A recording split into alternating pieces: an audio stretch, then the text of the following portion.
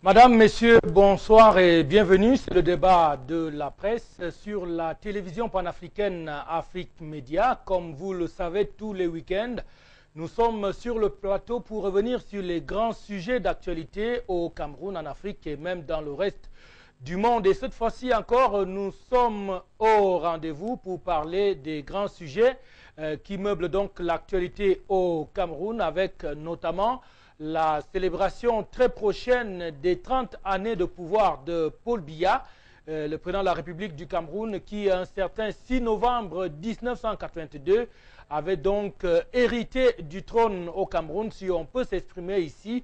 On va également parler d'un autre anniversaire, celui-là, les 40 ans de Lions indomptables du Cameroun, une équipe qui aujourd'hui connaît plutôt des fortunes diverses. On va donc essayer d'évoquer ces deux grands sujets d'actualité au cours de cette édition du débat de la presse. Vous l'aurez compris, on n'aura pas notre éditorial comme cela est donc de coutume, mais on va tout de suite et maintenant vous présenter ceux qui sont invités au débat de la presse de cette semaine. Je vais commencer par le professeur Pius Otou, qui est économiste. Il est aussi une grande figure du monde sportif au Cameroun. Il nous a donc fait l'aimable plaisir de répondre présent à notre invitation. Professeur, bienvenue sur le plateau du débat à la presse. Merci, M. Hila. Je salue les téléspectateurs de Afrique Média, que je n'ai pas visité depuis longtemps pour des raisons de calendrier, vous le savez. Et l'autre raison, c'est que samedi à Yaoundé, nous animons une émission de débat politique dans une radio urbaine entre 9h et 12h30. Et donc parfois, au sortir de ce studio, on est un peu époumoné. Mais bon, j'ai tenu à combler ce vide parce que ça fait quand même plusieurs rendez-vous manqués. Et donc je suis heureux, je vous remercie pour l'invitation. J'espère être à la hauteur de ce qu'attendent les téléspectateurs. Merci d'être venu. On espère que les dieux de la technique seront avec nous jusqu'au terme de cette émission. Également invité au débat cette semaine, Ahmed Bala Belinga. Il est journaliste dans une rédaction, un journal qui s'appelle l'Indic. C'est un journal satirique. Alors Ahmed Bala Belinga, merci d'être venu. Bonjour Patrick, merci de m'avoir convié à votre plateau. Bonjour à tous vos téléspectateurs. Et si je le dis, ce n'est pas pour vous flatter. Je suis conscient du nombre de téléspectateurs que votre émission charrie.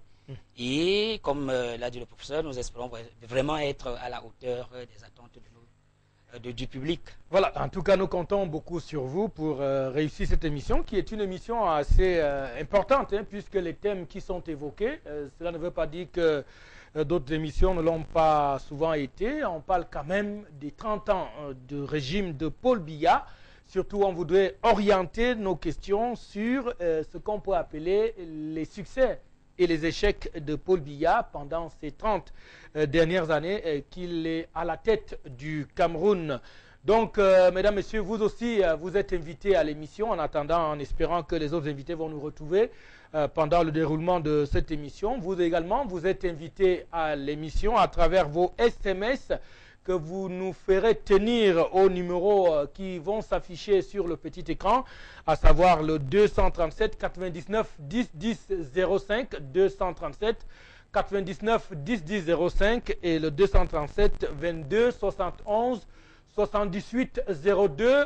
Prière de bien vouloir nous envoyer vos messages pendant que nous parlons d'un thème. Je rappelle que nous en avons deux qui ont été donc retenus par la réalisation, à savoir les 30 ans de Paul Biya. Quels sont d'après vous les succès et quels sont d'après vous les échecs? Faites-nous tenir donc vos messages que nous nous ferons l'agréable devoir de relayer sur cette antenne. Et puis après, on va parler des Lions indomptables du Cameroun. 40 ans de football, 40 ans de génération, 40 ans de succès, 40 ans d'échecs également. Envoyez-nous également ce que vous pensez de l'équipe nationale du Cameroun qui est aujourd'hui au creux de la vague. Voilà donc pour ce qui est du rappel des thèmes qui constituent donc le menu essentiel de cette édition du débat de la presse. On va s'arrêter dans quelques instants seulement, le temps pour nous d'aller revisiter les kiosques de la semaine avec la revue de presse que nous propose Cédric Mbonomo et toute son équipe, Valérie Mfondo et Raïsamba. sans oublier Richard Wafo. Suivez plutôt la revue de presse.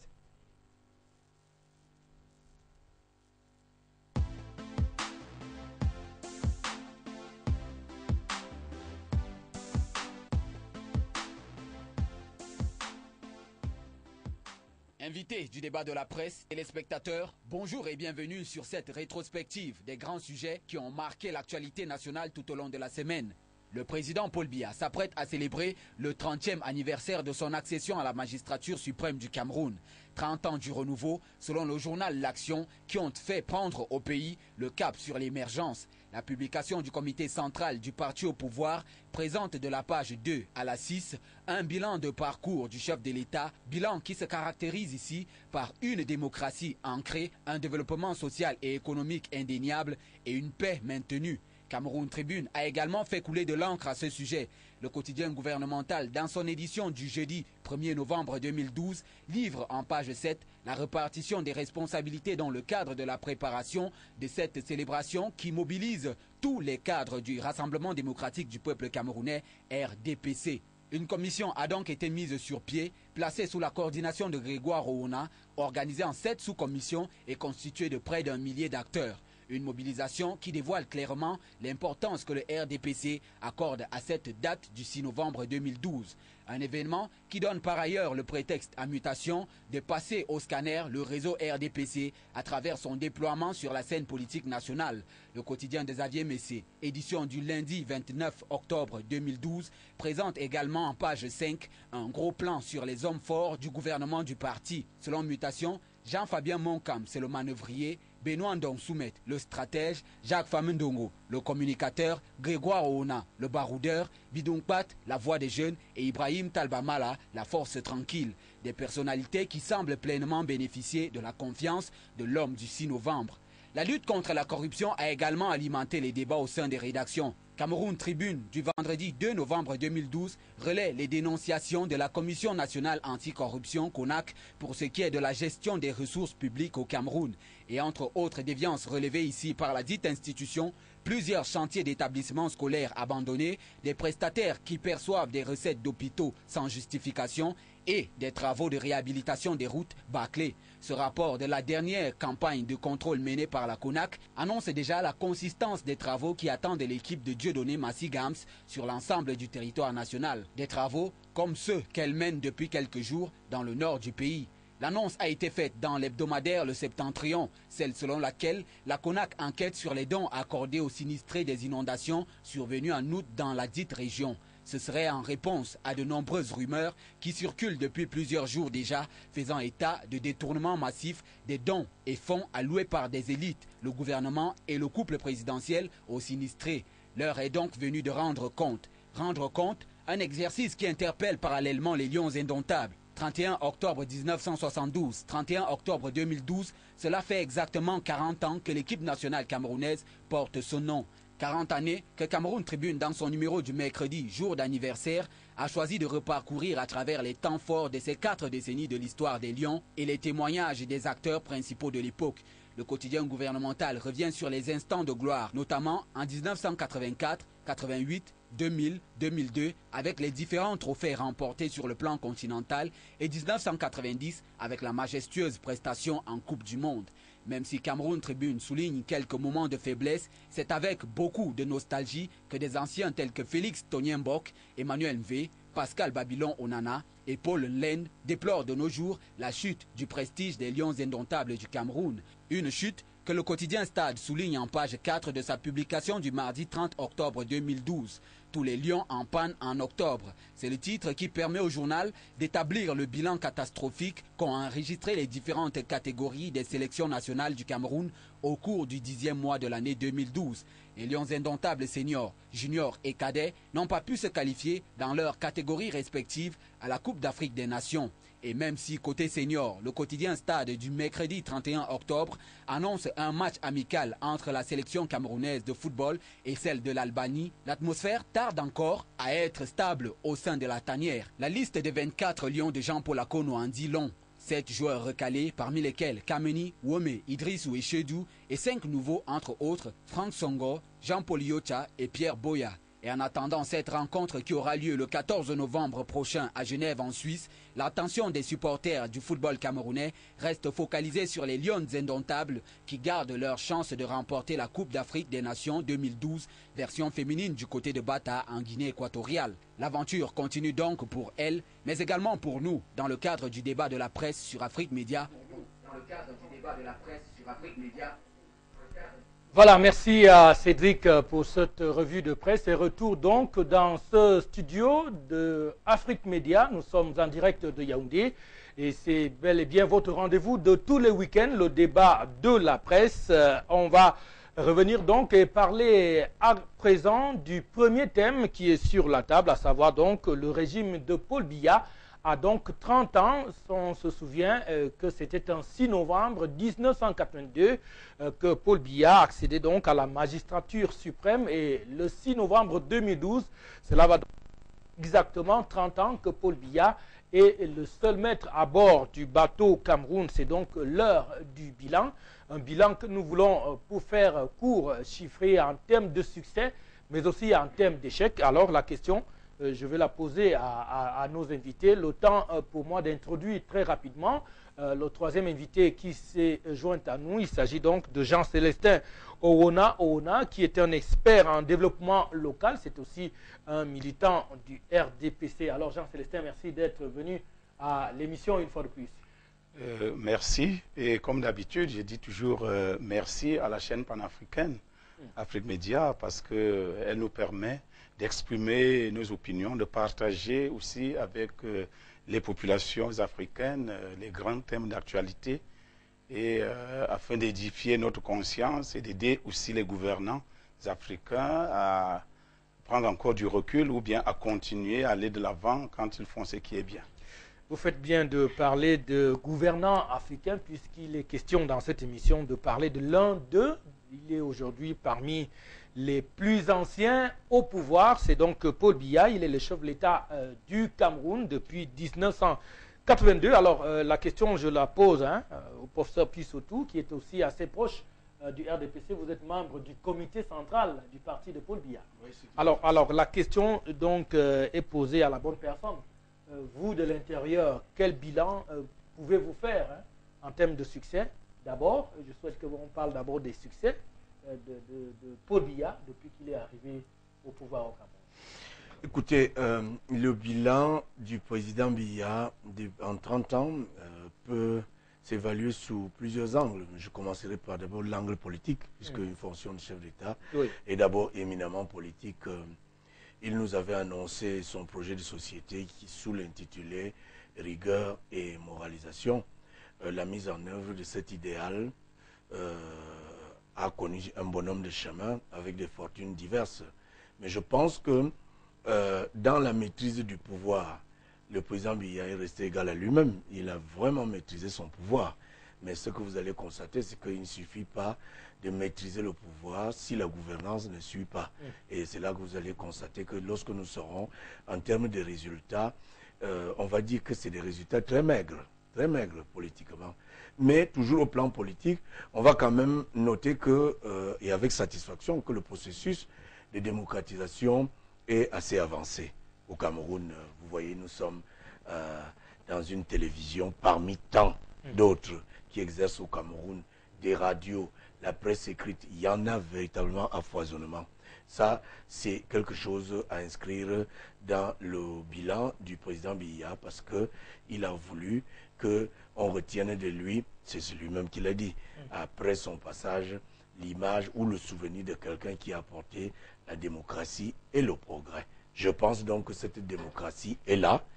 Elle reste à parfaire parce que c'est une quête permanente, la démocratie. On n'y est jamais totalement arrivé. Même dans les grandes démocraties consacrées, il y a toujours quelque chose à refaire parce qu'on gère l'homme au centre de la démocratie. L'homme étant ondoyant et divers, on peut être d'accord aujourd'hui, demain on n'est plus tout à fait d'accord. Donc de ce point de vue-là, on peut se féliciter de ce que la démocratie soit une réalité au Cameroun. On peut également se féliciter, et c'est toujours quelque chose à mettre à l'actif du président Biya, à savoir que l'unité nationale a été préservée. Vous savez que son prédécesseur n'avait aussi que cela dans tous ses discours. Il fallait absolument amener les Camerounais à raffermir ce sentiment d'unité nationale. Et je me félicite particulièrement de ce que ce sentiment d'unité nationale nous a permis d'éviter le pire. Parce que en termes de dysfonctionnement, on en parlera certainement tout à l'heure au registre des échecs. On a rarement vu un pays connaître des dysfonctionnements au Cameroun.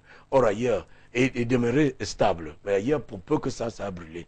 Donc, le sentiment d'unité nationale est une réalité des Camerounais. Les Camerounais aiment la paix et se comportent véritablement comme tel, malgré les difficultés de la vie. Donc, pour une première prise de parole, je vais dire que la démocratie est une réalité au Cameroun, l'unité nationale est une réalité, la liberté d'expression, qui est même la mère des libertés, est également une réalité dont on peut s'en féliciter. Voilà, on peut donc s'en féliciter selon le professeur Puissautou sur le plan politique, démocratique. Alors, Ahmed Mbala, vous êtes aussi de cet avis-là. Nous parlons d'abord de ce qui a réussi dans le régime Biya. Vous avez suivi le professeur Puissautou. Partagez ces succès-là? Oui, quand même, en tant que Camerounais, au regard de l'évolution de notre société, on ne peut pas dire que ce que le professeur a avancé là est faux. Parce que reconnaissons que depuis l'arrivée du président, il y a quand même eu de nombreux changements, tant sur le plan politique, avec l'avènement du multipartisme et de la démocratie dans les années 90, ce qui était véritablement un déclenchement irréversible. Bon, on se rend également compte que sur le plan de la stabilité, la paix, c'est vrai, on peut discuter là-dessus. On n'est pas comme certains États aujourd'hui où ils connaissent trop de problèmes sociaux, de guerres civiles et tout. Le président Paul Biya, en 30 ans, quand même, nous a maintenus dans une certaine stabilité. Et il y a également une certaine évolution dans l'éducation, où il y a des écoles qui sont créées, les écoles de formation pour les jeunes.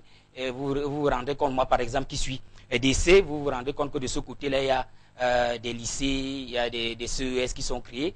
Bon, mais alors, est-ce que les choses suivent? On crée, est-ce que les choses suivent?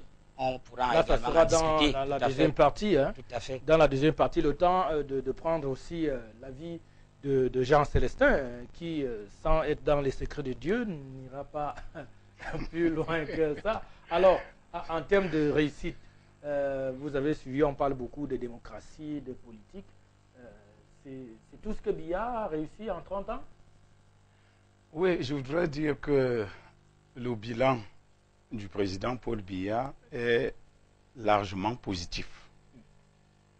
En tant qu'homme politique, en tant que leader, en tant que chef d'État, je pense qu'il a du mérite d'avoir apporté, comme le professeur l'a dit et mon frère tout à l'heure, Ahmed Mbala. Là, Ahmed Mbala, la stabilité est quelque chose de fondamental. Et dans un monde aussi turbulent que le nôtre, il y a lieu de se féliciter que le président, en 30 ans, ait pu préserver la stabilité au Cameroun. Cette stabilité est due à la paix. Donc c'est un homme de paix et de par le monde entier, on le lui reconnaît. Il a apporté la paix, il a consolidé la paix. Et l'unité nationale, à partir de l'intégration nationale aussi, parce que gérer plus de 200 tribus et ethnies, c'est pas facile. C'est une exception pour un pays comme le nôtre. Et le président a su gérer toutes ces contingences-là.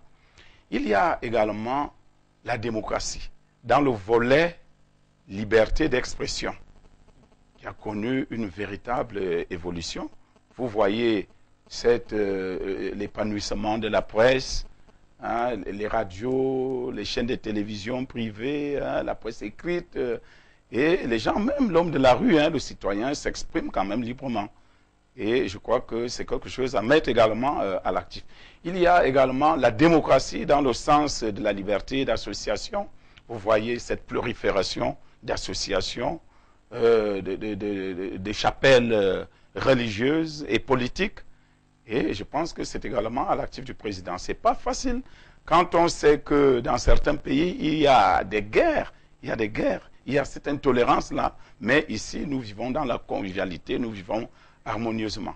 Il y a également l'émancipation de l'homme. Vous voyez par exemple les jeunes et les femmes qui accèdent aux postes politiques. Alors qu'ailleurs, ou bien il y a de cela 30 ans, ce n'était pas aussi évident qu'aujourd'hui. Les jeunes se retrouvent dans les conseils municipaux, les jeunes se retrouvent à l'Assemblée nationale, autant que les femmes. C'est également quelque chose à mettre à l'actif du président. Il y a les universités. Jusque-là, en 90, avant 94, 95, je crois que nous n'avions qu'une seule université. Aujourd'hui, on en compte plus d'une dizaine. C'est également ce souci-là d'éduquer, d'émanciper le citoyen camerounais. Donc, il y a beaucoup de choses. Il y a même la moralisation. Parce que dès sa prise de pouvoir, le président Paul Biya est apparu comme un guide. Il a annoncé ses couleurs avec un discours philosophique, un discours vrai, fondé sur la moralisation, parce qu'il fallait bâtir une nation saine dans un esprit sain. Donc tout cela est à mettre à l'actif du président. Il y a également des progrès économiques. Il a parlé des grandes ambitions et voilà que nous passons aux grandes réalisations. Et c'est palpable, c'est visible.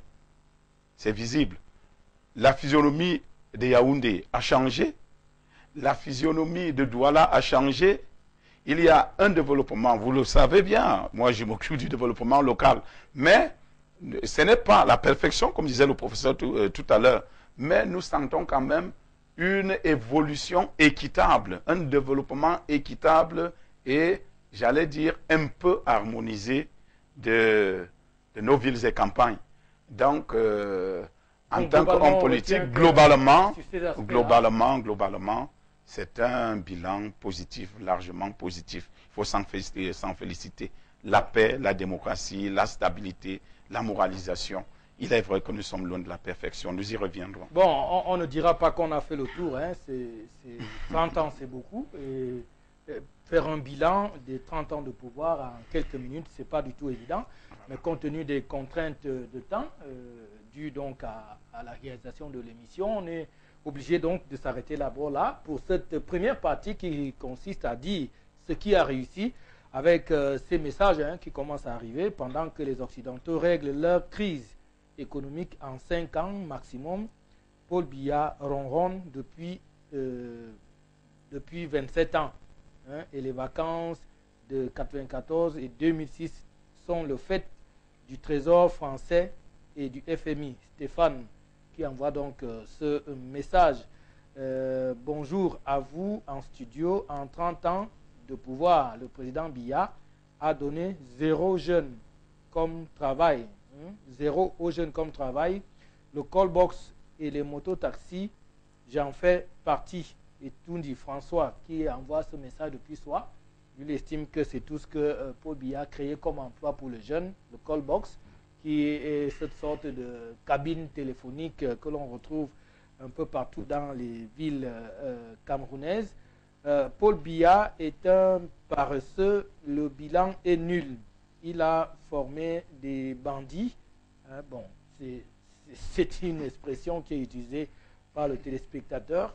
Il estime donc que le régime est caractérisé aussi par la paresse. Si nous sommes d'accord que le président Biya a maintenu le pays dans la paix sur le plan économique, c'est la catastrophe. Sur un plan politique, c'est médiocre. Nous attendons toujours des élections libres et transparentes. C'est Alain qui envoie ce message depuis Douala. Voilà un peu un aperçu au moment où on va passer dans l'autre phase. Moi, j'aime beaucoup parler ces choses avec vous deux parce que je sais par ailleurs que vous êtes assez proche du régime. Alors maintenant, si on vous pose la question de savoir en 30 ans, qu'est-ce qui n'a véritablement pas marché dans le régime de Paul Biya? Quels sont les échecs, pour ne pas se voiler la face, pour parler des choses comme elles sont? Qu'est-ce qui a échoué pendant ces 30 ans de Paul Biya? Qu'est-ce qui a échoué? Je dirais généralement la gouvernance. La gouvernance n'a pas toujours été adossée sur les canons modernes, La gouvernance a même frisé à un moment donné le bas de pâquerette. Et c'est pour ça qu'à l'entame de l'émission, je vous indiquais que il ne suffit pas de maîtriser le pouvoir. Parce que lorsque vous êtes au pouvoir, ce n'est pas un long fleuve tranquille. Certes, vous avez des écueils. Et Dieu seul sait que le président Biya en a traversé. Il a connu des épreuves très difficiles. Une conjoncture mondiale au plan économique qui elle-même n'a pas été des plus favorables. Mais je dois avouer, et si nous ne le faisons pas, c'est que probablement nous nous moquons de notre propre pays. La gouvernance aura été le ventre mou. Et après... Donc, je ne vous coupe pas. Est-ce que le fait que la gouvernance ait été le ventre mou ne signifie pas quelque part que Paul Biya n'a pas maîtrisé le pouvoir? Non, on maîtrise le pouvoir. Vous savez, il y a des gens qui se comportent oui. À l'intérieur. Il y en a ailleurs. Vous savez, je dois vous le rappeler, probablement parce que pour l'histoire, vous devez le savoir. Lorsqu'il accède au pouvoir, très peu de gens lui donnent même 6 mois aux affaires.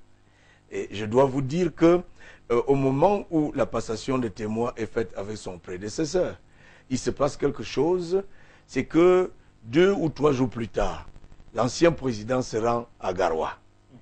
Et parce qu'il doit rentrer chez lui, il est en réserve de la République désormais.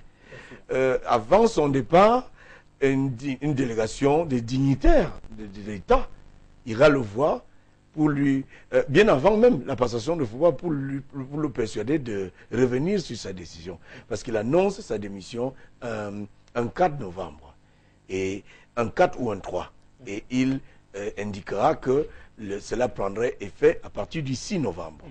Et je dois vous dire que parmi ceux qui étaient allés le voir, parce que nous l'avons bien lu dans le livre de Feu Henri Bandolo, La flamme et la fumée, se trouvait le président Biya, pour lui demander de reconsidérer sa décision, mais il est resté ferme. Lui, il est parti.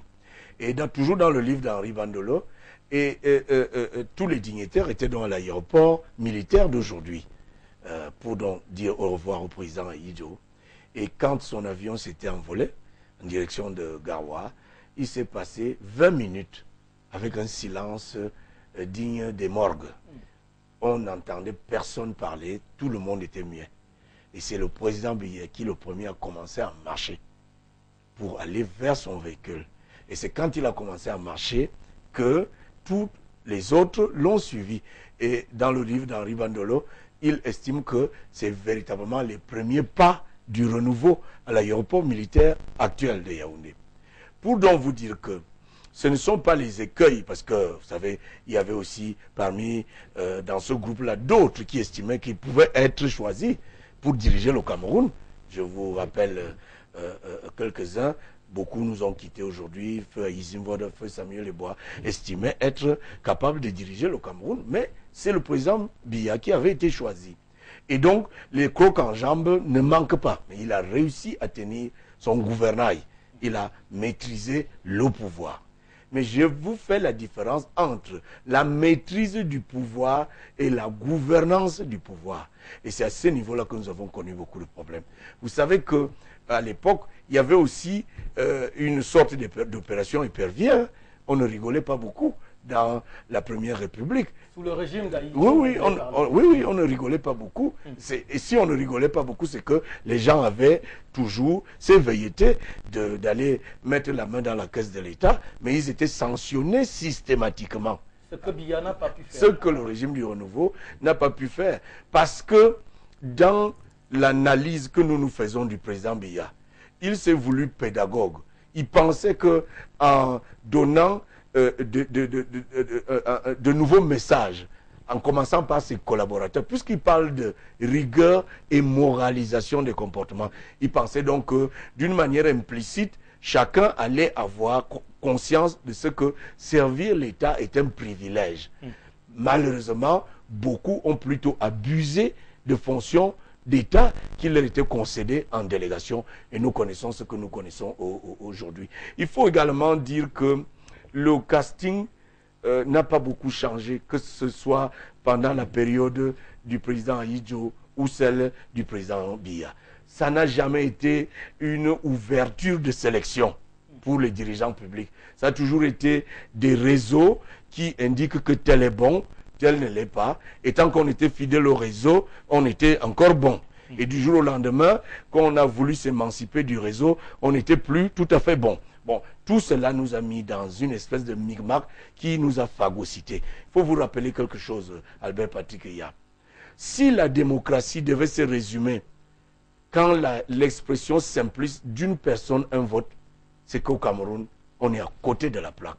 La démocratie a toujours été, et parce que c'est logique, une bonne répartition des ressources collectives.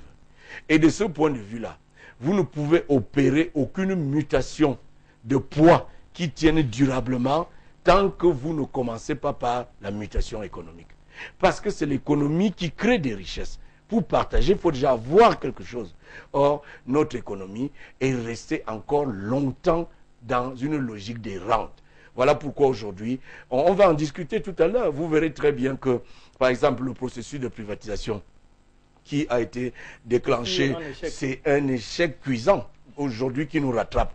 Nous ne pouvons pas avoir l'électricité quand nous le voulons. Nous n'avons pas d'eau potable. Il est difficile d'aller dans les hôpitaux parce que le tout n'est pas d'en créer. Mais est-ce que les Camerounais accèdent facilement à ces soins-là? D'ailleurs, en 2006, le président Biya, au cours d'un congrès extraordinaire du parti, lui-même indiquait que le mal radical du Cameroun, c'est la corruption. Le fait qu'une classe de privilégiés a fait main basse sur la fortune publique. Et il les avertissait. Les privilégiés qu'il a mis en place. Oui, mais bien sûr, bien sûr. C'est pour cela que je préfère parler de gouvernance. Voilà. La gouvernance n'a pas été à la hauteur. On retient de vous que la gouvernance est une épine dans la chaussure. Absolument, et je l'assume. Depuis qu'il est au pouvoir. Alors, Ahmed, selon vous, 30 ans, on a parlé de la gouvernance avec ses corollaires, la corruption et tout le reste qu'on peut imaginez, ça n'a pas fonctionné du tout, d'après le professeur Pissotou. Et vous maintenant, ce régime, quelles sont ses faiblesses? Oui, tout à l'heure, lorsque vous m'avez donné la parole, vous m'avez demandé si j'ai épousé l'idée du professeur. C'est par rapport au bilan. Ce qu'il disait. Quand on parlait de des aspects positifs. Effectivement, je vous ai dit que j'étais d'accord. Mais si il faut voir un bilan général, je ne peux pas partager le point de vue du grand frère Jean Célestin. Il parle de bilan positif, c'est-à-dire favorable, c'est un bilan positif, complètement positif. Donc maintenant, d'après vous, qu'est-ce qui n'a donc pas marché? C'est tout le contraire. Lorsque vous regardez depuis 1982 à 2012, on a retenu qu'on a eu le multipartisme, on a eu la démocratie. Mais regardez comment est-ce que ça fonctionne. Il a parlé de gouvernance, il a parlé par exemple de démocratie, la bonne répartition des ressources nationales. Si c'est mal réparti, ça signifie que les choses ne marchent pas. En 30 ans, si aujourd'hui on peut encore se retrouver avec des routes comme celle qui part de Yaoundé à Essé, vraiment, je ne trouve pas qu'il y a une évolution. Si aujourd'hui, on peut encore avoir, vivre dans un contexte dans la capitale de pénurie, il n'y a pas d'eau, il n'y a pas d'électricité, et on nous parle d'un bilan largement positif, je ne pense pas. Je crois que le président Paul Biya a fait jusqu'à présent un mauvais casting. Un mauvais casting, pourquoi? Parce qu'il a toujours voulu aider les populations à travers certains membres des communautés. À travers l'élite. L'élite. Et vous vous rendez compte que la majorité de ces élites-là ne servaient que leurs intérêts personnels. Et s'ils n'ont pas pu rendre service à leur population, ça signifie qu'ils obéissaient à un système. Et le système est donc, c'est un système foireux, c'est un système qui a foiré, c'est un système qui n'a pas marché. Si on regarde donc en termes de bilan positif et bilan négatif, c'est largement aussi, je dirais que c'est largement négatif. Vous ne pouvez pas, vous imaginez que vous allez ici à l'hôpital central, vous voyez comment des gens meurent. Pourtant, l'infirmière, elle est là assise. Quelqu'un arrive avec un bras cassé, il dit j'ai besoin de soins, j'ai besoin de soins. Elle lui demande d'aller s'asseoir de l'autre côté, d'appeler d'abord, c'est pas pour qu'on vienne donner l'argent. Pourtant, je crois que on devrait d'abord prendre soin des personnes en difficulté avant que le problème financier ne se pose. Au regard de cela, qu'est-ce qu'on dira qu'il y a le bilan est comment? Donc, pour vous, au plan économique, sur le plan économique, on parlait de la croissance. On parle de la croissance, on dit que le Cameroun soit à 3,5, soit à 4, contrairement à la France qui soit à moins 2. On veut nous baigner avec cette histoire que non, le Cameroun s'est évolué en 30 ans. Nous, aujourd'hui, on est encore en train, on cherche les Chinois pour qu'ils viennent cultiver le riz au Cameroun. On ne voit pas comment on peut mettre des mécanismes pour que les Camerounais eux-mêmes essayent de cultiver le riz. On cherche encore les étrangers pour qu'ils viennent développer notre agriculture, pour qu'ils viennent développer notre économie. On ne peut pas mettre en place des mécanismes, un système pour que les Camerounais eux-mêmes essayent de travailler. Excusez-moi, je vais continuer. Regardez un peu l'agriculture. Je vais prendre un cas. Je vais vous prendre un cas. Oui, je vais vous prendre un cas. Aujourd'hui, au Cameroun, il est difficile pour la diaspora de venir investir. Pourquoi? Parce qu'il y a un système qui a été mis en place où chacun essaie d'aller chercher son ami, c'est-à-dire les Chinois par exemple arrivent et de connivence avec certaines de nos autorités. Ils ont des commissions. Ils vont donc, ils signent des choses où ils viennent même encore faire le marché des petits Camerounais. Ils font déjà dans le détail, ils font dans les centres, qui font dans le gros centre, qui font dans les détails. Ils vendent les pop-corn. Pendant que nous, on vend les pop-corn à 100 francs, ils viennent vendre les pop-corn à 25 francs. Comment est-ce que nous, on va pour le Camerounais va pouvoir vivre? Avec tout ça, vous comprenez que tout est mis en place, tout le système est mis en place pour que les gens, pour servir un cercle de personnes, pour servir des intérêts d'un petit groupe. Voilà. Au détriment je pense de que nous, au détriment de la pauvre population qui est, je vais vous dire, chez moi par exemple, c'est fondamentalement RDPciste et tout ce qu'on connaît là-bas, on ne connaît pas de route. Tout ce qu'on connaît là-bas, c'est lorsque les campagnes arrivent, lorsque les échanges, le cas actuellement. On arrive donc avec les pains du RDPC, c'est ce qu'on distribue donc aux localités de chez nous. Il n'y a pas d'eau, il n'y a pas d'électricité, mais on va vous dire qu'au lycée d'ici, il y a par exemple l'informatique qu'on doit étudier, il n'y a pas de salle de machine. Et même les 2 ou 3 postes de travail qu'on va retrouver dans les bureaux, c'est des Windows, je ne sais pas, 96, ce n'est même pas Pentium, ni 1 ni 2. Et avec ça, les élèves vont aller présenter les examens où ils vont affronter des épreuves d'informatique. Voilà. À nos jours. Oui. Nos jours, Albert Patrick. Donc on comprend que sur le plan économique, sur le plan infrastructurel, c'est aussi un échec. Si c'est aujourd'hui, s'il vous plaît, si c'est aujourd'hui qu'on va commencer, donc si c'est après 30 ans qu'on commence donc à poser les premières pierres, vraiment c'est déplorable. On vous comprend. Alors, Jean-Célestin, vous suivez un peu ce tableau maintenant qui est peint, qui n'est pas du tout reluisant. Ahmed est en train de dire des choses. Que pensez-vous? Qu'est-ce qui a échoué, d'après vous? Parce que là, certains téléspectateurs nous reprochent le fait qu'on a fait venir seulement les pro-BIA. Pourtant, vous êtes en train de dire des choses qui ne démontrent pas tout à fait que vous êtes des pro-BIA. Quels sont les sujets d'échec du régime de Paul Biya? On va lire les messages tout à l'heure.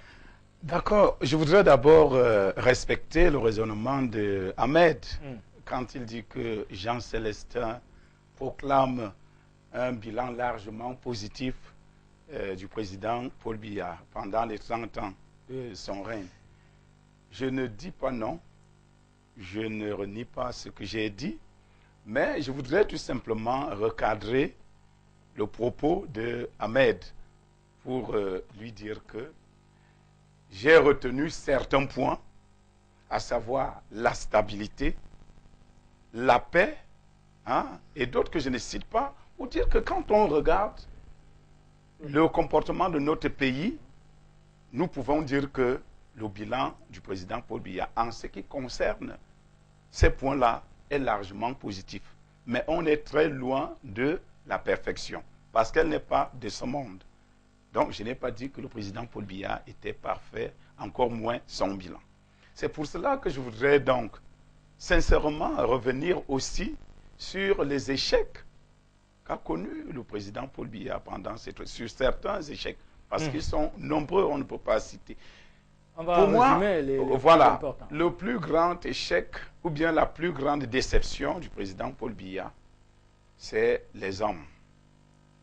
Les hommes. Parce que il n'a pas eu la chance de trouver des hommes qui adhèrent à sa philosophie ou bien qui appliquent son discours. Quand on est chef d'État, on a la vision.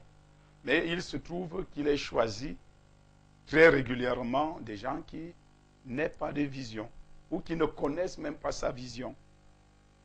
Et vous serez surpris qu'un militant convaincu et convaincant du RDPC le dise. Ce militant que je suis. Voilà. Je vais vous prendre un exemple. Lorsque, en 95-96, 97, le président Paul Biya instaure, j'allais dire, l'admission des jeunes et des femmes dans la sphère de décision, à savoir dans les conseils municipaux et à l'Assemblée nationale. Moi, j'avais déjà 17 ans de carrière politique dans la jeunesse. 2 ans de président de JNC et 15 ans d'OJ. Et en 97, je suis élu tout premier député de Yaoundé 5. Vous avez suivi l'histoire. C'était contre Mme Rose Anguélé. Enfin, il y avait 11 listes. Et j'ai gagné les élections. Donc il y a un problème. Malheureusement, on est allé fabriquer et on a amené une personne qui n'était même pas candidate. Et on a dit que c'est elle qui devient députée de Yaoundé 5. Et vous voyez à quel point l'incompétence, je puis le dire, atteint le firmament là-bas en ce moment, sans dénigrer quoi que ce soit. L'incompétence et le désordre. Pourtant, le président a demandé, a donné des instructions pour que les jeunes et les femmes intègrent la sphère de décision politique. Donc, première déception. Voilà, première déception, les fossoyeurs de la vision, de la philosophie du président Paul Biya sont les hommes. Deuxièmement, au niveau de la gestion publique, vous avez vu, vous avez parlé tout à l'heure de la route de Esseux. Il y a même des routes à Yaoundé qui ne sont pas goudronnées. C'est pour cela que nous avons dit que le bilan est loin Yaoundé qui est la capitale politique où vit le président depuis 30 ans. Voilà. Quand on a des élus locaux incompétents ou bien qui n'ont pas de patriotisme, quand on a certaines autorités nommées à des postes qui ne font pas leur travail, on ne peut pas dire qu'on va mener une politique qui sera vraiment appréciée à 100%. Là, ce sont des forces centrifuges qui ternissent, qui bloquent l'action du président. Donc, non, c'est pour ça que je dis donc que une des difficultés, une des grandes déceptions du président, c'est l'homme. Il n'a pas su choisir l'homme qu'il faut à la place qu'il faut, ou alors il a laissé faire les gens. Non, qu'il a mis à peut-être que, place, bon, il n'est pas Dieu. Quand il choisit, il ne peut pas savoir, parce que le professeur Pius a dit tout à l'heure qu'il y a des réseaux qui proposent. Je vous dis tout à l'heure, moi je suis député, et on amène une femme qui n'est même pas candidate. Et on dit qu'il est jeune et tout. Et tout. Aujourd'hui, en mars, là, moi j'aurai 30 ans de vie politique et je vais fêter ça. Bon, je vais vous prendre un autre exemple. Bon, on va conclure. Bon, je conclue. Point. Oh, oui. Voilà, le 6 novembre, on va le fêter la semaine prochaine. On donne des listes. On a qui est chargé de mission dans son arrondissement depuis 1992 et qui a appris la démocratie à l'école et qui a fait la politique sur le terrain. Subitement, on dit qu'il n'est pas de cette liste-là des gens qui doivent parler du RDPC, du bilan du président national du RDPC à Yaoundé 5. Ça témoigne de quoi? C'est pour donc dire que à l'intérieur même du parti, il y a des fossoyeurs de la philosophie, de la vision du président. Au niveau de la gestion publique aussi, il y a des incompétents et des malhonnêtes qui ont bloqué l'action du président. Au niveau du mode de choix des dirigeants, donc du mode d'accès au poste, il y a également cet écran-là et ça détourne la vision politique du président. Parce qu'il ne peut pas choisir ni des jeunes compétents, ni des hommes compétents, ni des hommes qu'il faut. C'est pour cela que nous avons dit qu'il y a lieu, quand on va fêter le 6 novembre, Ce n'est pas tout simplement pour glorifier le bilan positif de notre président. Oui, on doit s'en féliciter parce que notre président national a un bilan positif. Il y avait tellement de raisons de se féliciter. Une occasion de s'arrêter un peu pour faire le bilan, l'autopsie, afin de redémarrer peut-être cette fois-là avec une nouvelle philosophie, avec de nouveaux hommes. Pour finir le dernier mandat. Bon, pour finir, je crois, je ne sais pas si c'est le mandat dernier, en cours. mais quand même pour continuer son œuvre de construction d'une nation prospère. On va sortir de ce thème. Hein. On a beaucoup de messages. C'est un sujet qui préoccupe beaucoup les Camerounais. Bonjour. Le régime du président Biya a apporté la démocratie, mais la Constitution n'est pas respectée, comme l'article 66, le Conseil constitutionnel, le Sénat et la corruption. Pas d'infrastructure, le chômage malgré le recrutement de 25 000 jeunes et le non-respect des lois. Bon, c'est Félix qui envoie ce message. Biya a créé 2 grandes sociétés, le Benskin et le Callbox. C'est un message qui indique que c'est tout ce que Biya aura laissé à la jeunesse. Le Cameroun, sur le plan économique, a connu des hausses juste des 2 régions littorales et le centre. Donc, il n'a rien fait il n'a rien fait pour le reste du pays. Donc, ça aussi, c'est un message qui est envoyé par un téléspectateur. Pourquoi vous n'avez pas à admettre qu'en 30 ans de pouvoir, il a tiré le pays vers le bas? Le bilan est nul. Vous parlez de bilan positif, donc pour vous, la privatisation, le manque d'eau et d'électricité sont des aspects positifs. Je pense que le professeur l'a relevé, que ça fait partie des reproches qu'on peut faire au régime de Paul Biya. Le Cameroun n'appartient pas à Biya et rien n'a changé en 30 ans qu'il laisse le pouvoir aux jeunes. C'est Ahmed qui envoie ce message depuis Johannesburg, en Afrique du Sud. Paul Biya on a déjà lu ce message, Biya est le fabricant de callboxeurs et de trafiquants d'ossements humains. Et donc c'est aussi un message qui vient pour indiquer que Biya n'a pas beaucoup aidé le Cameroun. Comparez la Libye, l'Afrique du Sud et le Cameroun qui est dans la paix, vous comprendrez à quel niveau se trouve donc le Cameroun aujourd'hui. Bonjour à vous. Pourquoi inviter rien que les pro-Biya sur le plateau? Mixer les invités. Je pense que ce qui a été dit ici pouvait aussi être dit par les non-pro-Biya, si on peut répondre. La capacité à bien choisir les cadres dirigeants de l'État est la qualité principale attendue d'un chef de l'exécutif, voire 5 SGPR en prison, montre que les dirigeants de l'État constituent le véritable problème de ce régime.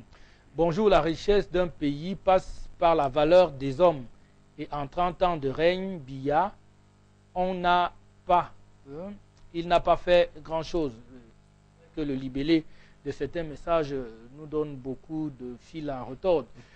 Si tu compares bien le pays,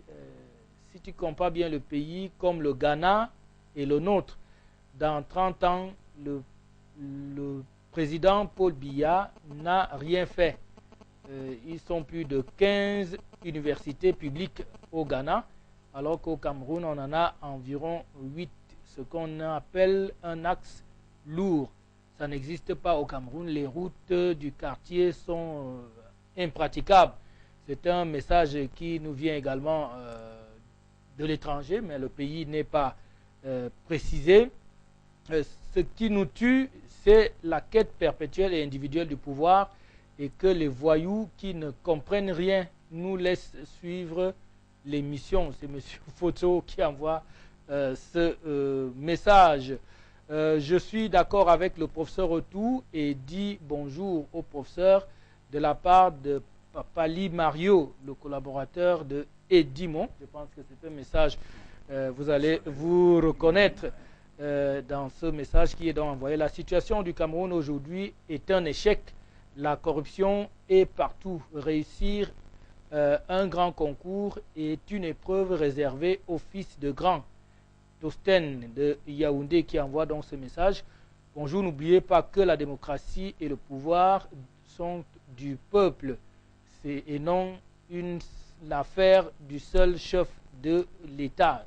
Je pense que c'est l'idée. En 30 ans de pouvoir, je pense que les principaux échecs du régime du renouveau sont la gestion des politiques publiques et le casting aux différents postes de responsabilité des principaux responsables. C'est donc un autre message. Je pense que nos téléspectateurs ne vont pas dire aujourd'hui qu'on n'a pas lu leur message.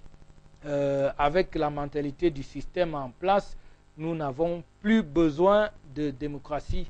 La dictature et la répression mènera le Cameroun vers la prospérité. Bon, je ne sais pas bien ce que ce téléspectateur veut dire.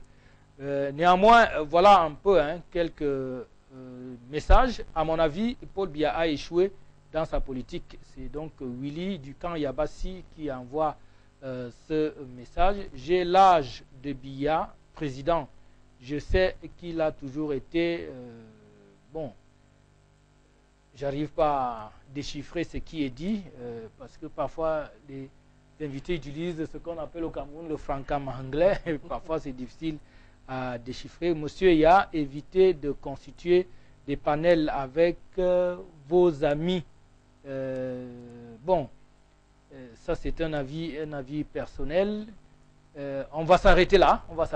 Bon, on peut résumer. Si on a une bonne vingtaine de messages, tout le monde semble plutôt être d'accord que le régime n'a pas beaucoup aidé le Cameroun, même si on peut noter quelques aspects positifs que vous avez d'ailleurs bien fait de mentionner dans vos interventions. On va prendre une transition pour parler du deuxième sujet, étant donné que le temps est parti à l'émission et finalement très court. On peut dire beaucoup de choses sur ce thème qui va d'ailleurs peut-être revenir le week-end prochain pour parler de notre aspect. Voici la transition.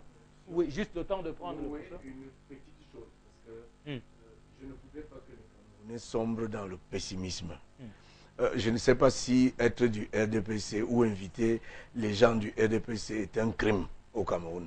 Moi, je ne me sens pas du tout pousser les boutons parce que je suis au RDPC.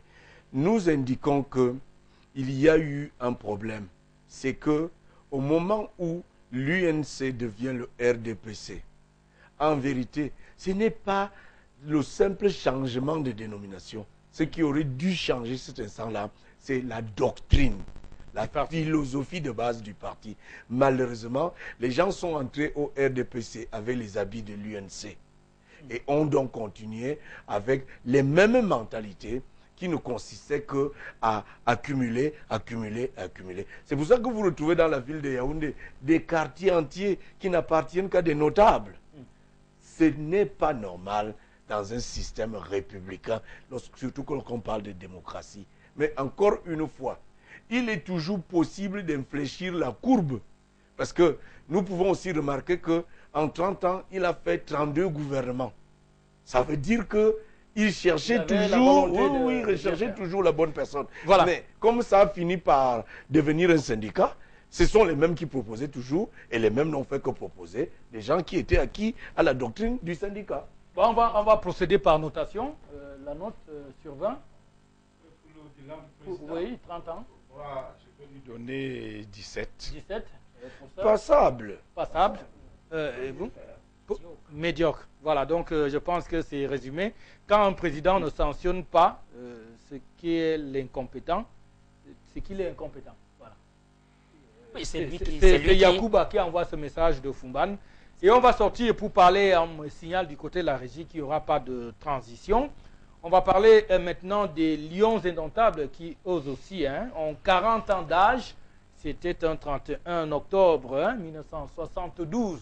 Et on a franchi donc le cap du 31 octobre. Et il est maintenant temps pour nous de parler un peu du bilan des lions indomptables du Cameroun. Pour vous rafraîchir un peu la mémoire, l'équipe nationale du Cameroun a donc 6 participations en Coupe du Monde, dont quart de finaliste en 90, C'était précisément en 82, 90, 94, 98, 2002 et 2010.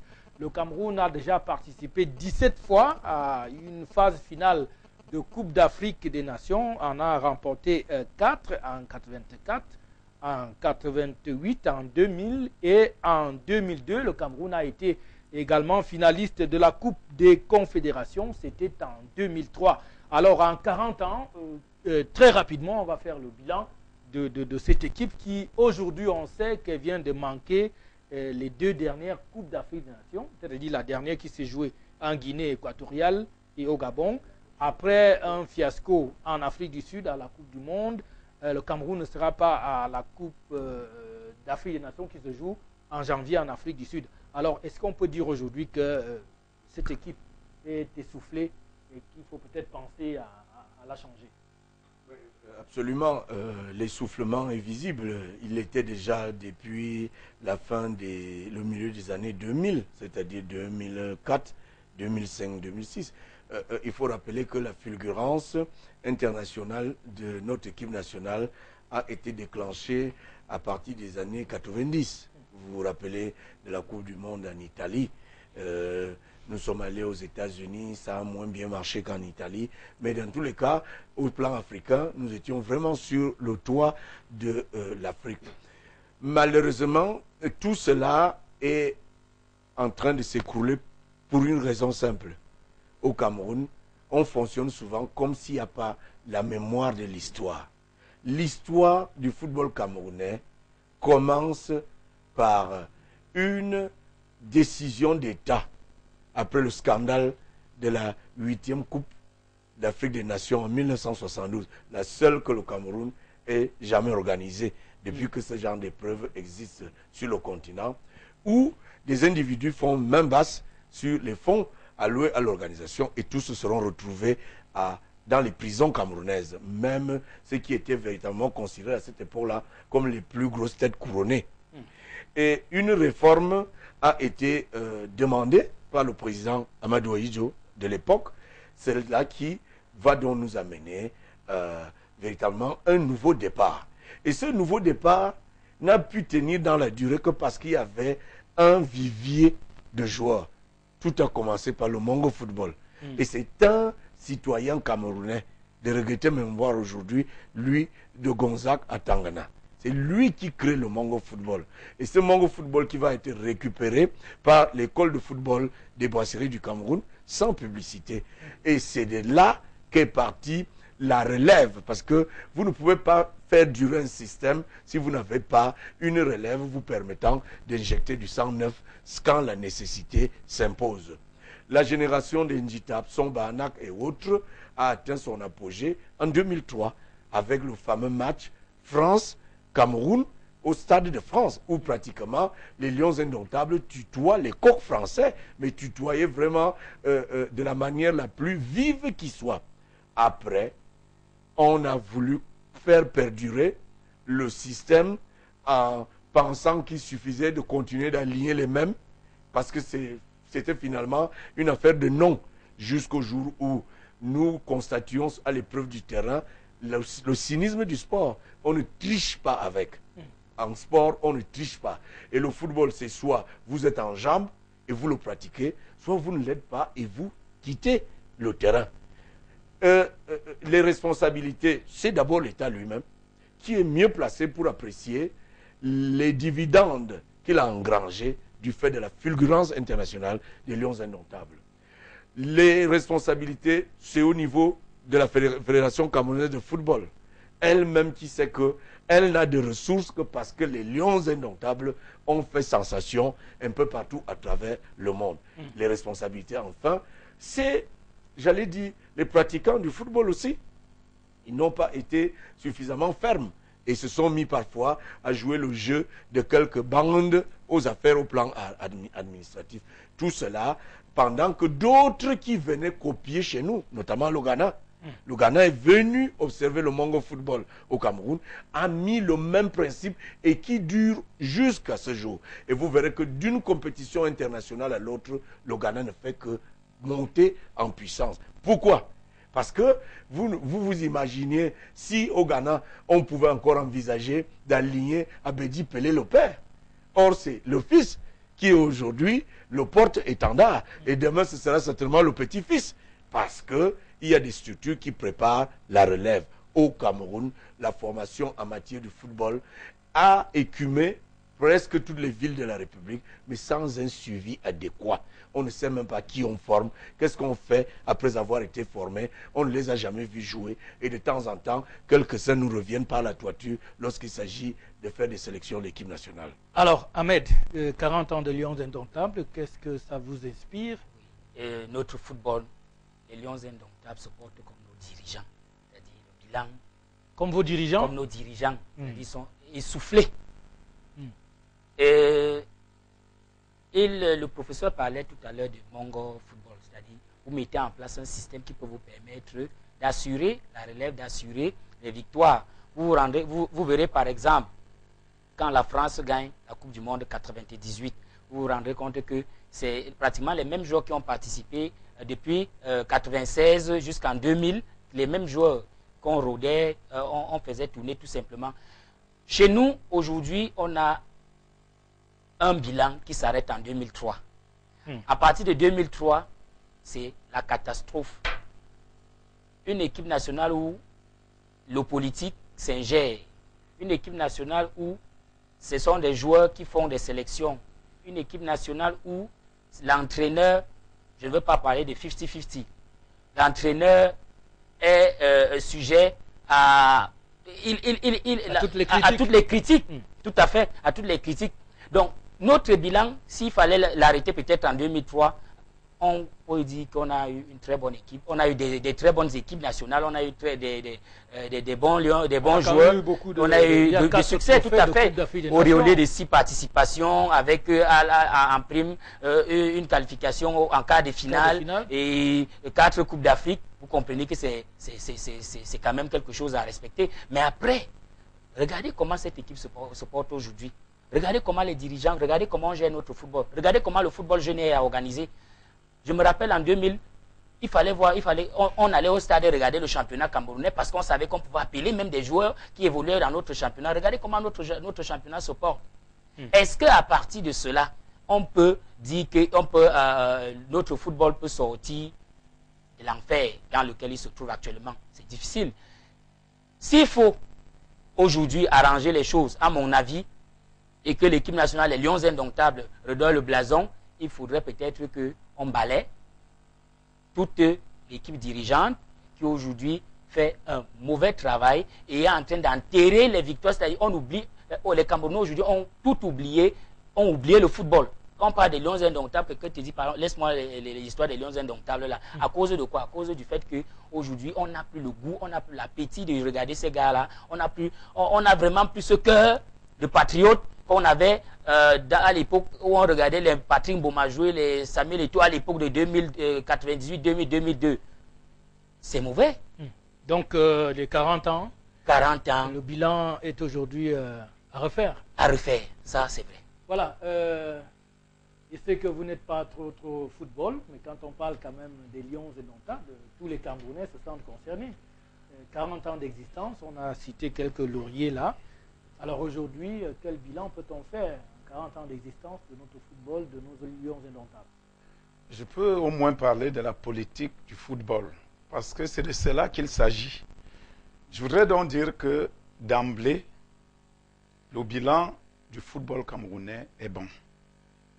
Mais pour vous, le bilan est toujours bon? Le bilan est bon. Parce que vous avez parlé de 40 ans de football, de génération et d'épopée. Nous avons eu des générations qui ont séduit le public camerounais, le public international. Nous avons réalisé des épopées. Si le bilan peut se limiter à ce niveau-là, on va dire ceux qui ont connu le Cameroun, à partir de ces épopées et de ces époques, de ces générations, vous diront que le bilan est également largement positif. Mais c'est un bilan qu'il faut consolider parce que il y a beaucoup de choses qui ont donc gangréné le football camerounais, l'équipe nationale notamment, et le sport en général. Et ces choses-là qui ont gangréné sont, entre autres, les hommes. Je vous ai parlé de l'homme qui est au centre de toute politique. Les hommes. Quel type d'homme, quelle race d'homme avons-nous depuis un certain temps? Que ce soit au niveau des joueurs, qu'au niveau des encadreurs, des dirigeants, au ministère, à la FECAFOOT. Est-ce que ces gens ont le même esprit? Est-ce que ces gens ont la même vision? Donc, il y a le problème d'hommes. Il y a également le problème de politique. Parce que le sport fait l'objet d'une politique publique. Est-ce que nous avons pris les encadrements nécessaires pour pouvoir faire en sorte que le football, qui a été identifié comme une activité rentable en termes de diplomatie, en termes de finances, en termes d'emploi, en termes de rayonnement même international de notre pays, est-ce que nous avons donné la place qu'il faut au football dans le cadre de l'élaboration des politiques publiques? Donc, est-ce que nous avons la vision, d'où le problème de relève, de préparation? Bon, donc c'est pour cela que je me dis que le bilan a été bon, certes, mais les circonstances imposent qu'on s'arrête et qu'on revisite notre politique sportive d'une manière générale, et puis qu'on voit ce problème d'hommes. Nous sommes déjà au 3e millénaire. Nous ne pouvons pas fonctionner avec des gens au comportement moyenâgeux. Ce n'est plus possible.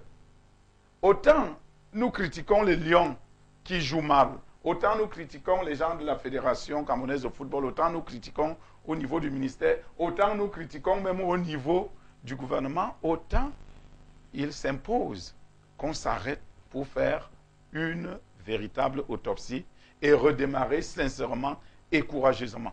C'est pour cela que je parlerai par exemple d'un management du football.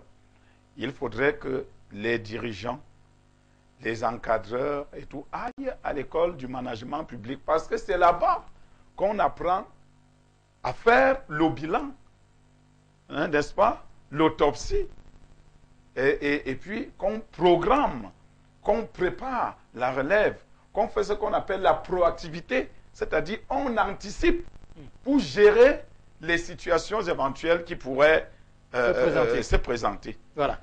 Donc il faut remettre les choses sur les rails. On va lire quelques messages avant de se séparer. L'échec du développement économique du Cameroun est énorme, surtout au Grand Nord. Pas d'eau, pas d'électricité, des écoles et aussi les enseignants qui font mal leur travail. Donc Paul Biya fait mal son travail. C'est Eved qui envoie ce message depuis Touboro.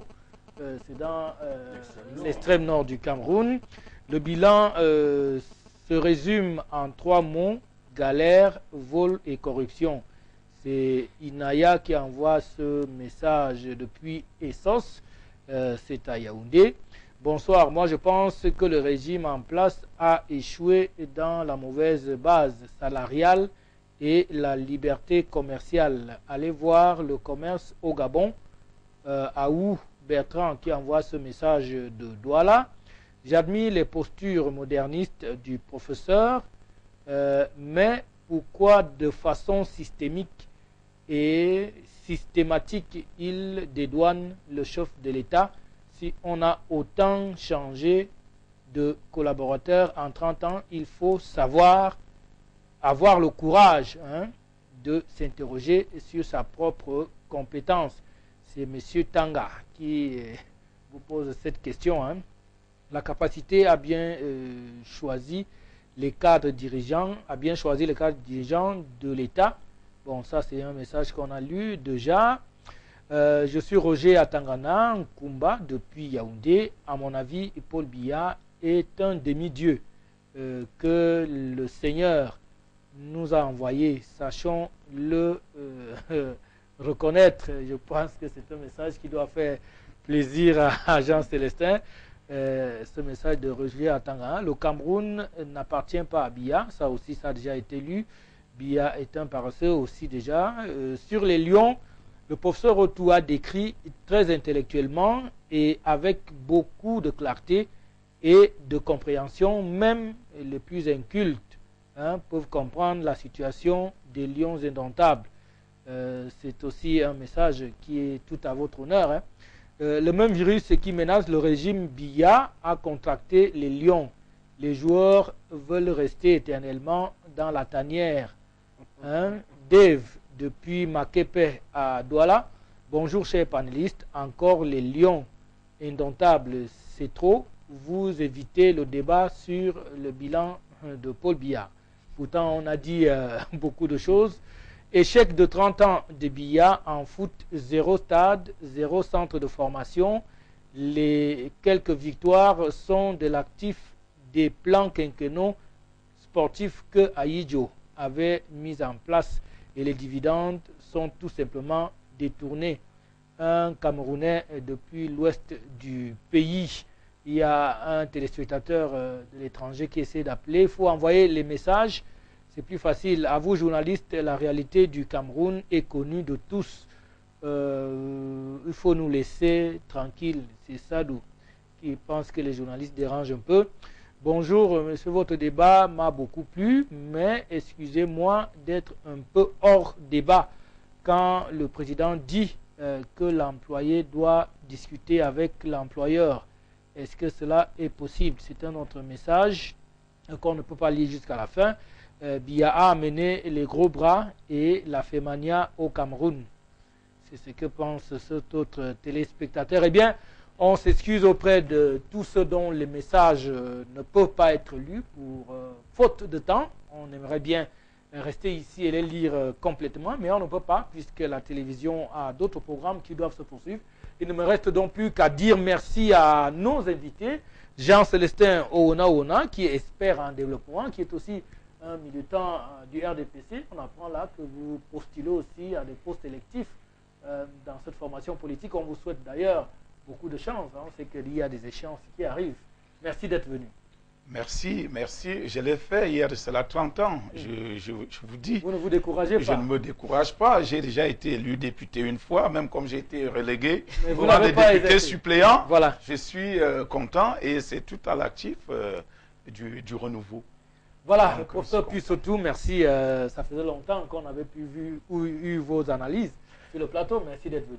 Oui, merci également de m'avoir invité. Je promets de revenir le plus souvent parce que maintenant, il y a des possibilités en termes de temps. On espère avoir très bientôt les activités de l'ElectFoot. Oui, l'ElectFoot est en plein travail en ce moment et dans quelques semaines, vous aurez la primeur de notre plan d'action parce que nous n'allons pas nous arrêter en si bon chemin. Il faut nettoyer le football camerounais pour le relancer.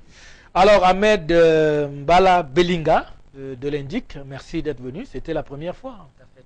Merci, Albert. Mais je voudrais simplement qu'on apprenne à dire la vérité. C'est-à-dire, évitons... C'est vrai, on a peut-être... La vérité, ça dépend de oui, quel apprenons bord. à dire, c'est-à-dire ce qui ne va pas, qu'on dise que, monsieur le président, ça ne va pas.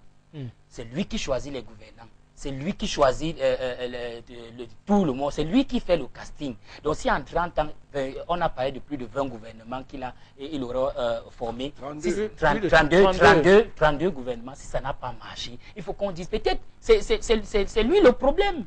Voilà. Il faut apprendre, peut-être c'est lui le problème. Donc vous partagez l'avis de Willy qui pense que Biya a échoué dans sa politique.